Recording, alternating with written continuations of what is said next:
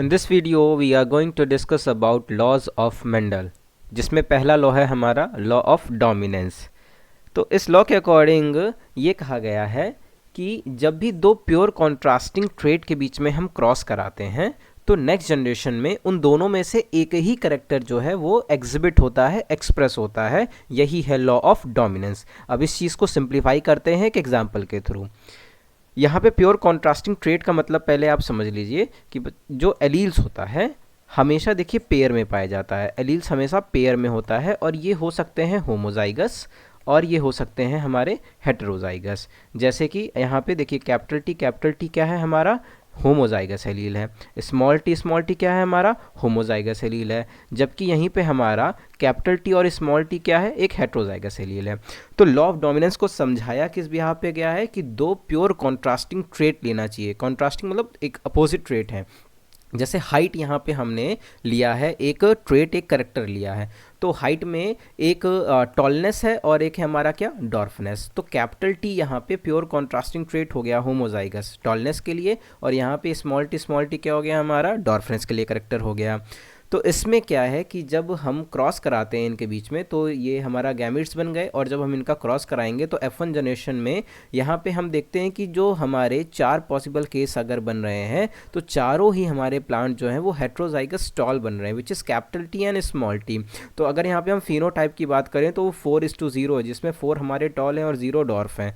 और जीनोटाइप की बात करें तो वो भी 4:0 है। यानी हम यहाँ कह सकते हैं कि F1 जनरेशन में हमारे 100% प्लांट्स जो थे वो हेट्रोजाइगस टॉल देखने को मिले। अब यहाँ पे गौर करिए कि यहाँ पे दो करेक्टर थे, एक टॉल था और एक था हमारा डॉर्फ। ये हमारे जो एलील थे जो इस करेक्टर के लिए रिस्पॉन्सिबल थे। तो यहाँ पे डॉर्फनेस जो है F1 जनरेशन में वो छिप गया, वो मास्क हो गया इस टॉल एलील की वजह से। तो यही है कि टॉलनेस का जो एलील है वो डोमिनेंट था और उसने स्मॉल टी को एक्सप्रेस नहीं होने दिया। इसी वजह से F1 जनरेशन के सारे प्लांट हमको टॉल देखने को मिले थे। अब इस चीज़ को आप हमेशा एक तरीके से आप और समझ लीजिए, कोई भी आपको ऐसा केस देखने को मिलता है जिसमें एक टॉल है और एक डॉर्फ है, जैसे यहाँ पे कैपिटल टी स्मॉल टी है, तो हमेशा याद रखिए कि हमेशा जो हमारा डोमिनेंट करेक्टर है, यानी जिसको हम कैपिटल से डिनोट करते हैं, अगर वो प्रेजेंट है तो वो हमेशा अपने करेक्टर को एक्सप्रेस करवाएगा, भले वो कैपिटल टी यानी पूरे होमोजाइगस के फॉर्म में हो, इवन दो वो हेट्रोजाइगस के फॉर्म में ही क्यों ना हो। ठीक है, जैसे एक केस मैं आपको लेके बताऊं।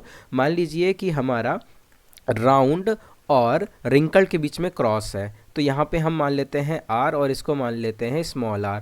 मान लीजिए कि अगर कैपिटल R और स्मॉल r अगर बना है तो इसका मतलब जो हमारा वो अगला प्लांट है उसका जो सीड है वो राउंड ही होगा, वो रिंकल नहीं होगा, क्योंकि यहाँ पे स्मॉल r प्रेजेंट है पर कैपिटल R की प्रेजेंस में वो अपने करेक्टर को एक्सप्रेस नहीं होने दे रहा है, नहीं कर पा रहा है। यही है लॉ ऑफ डोमिनेंस।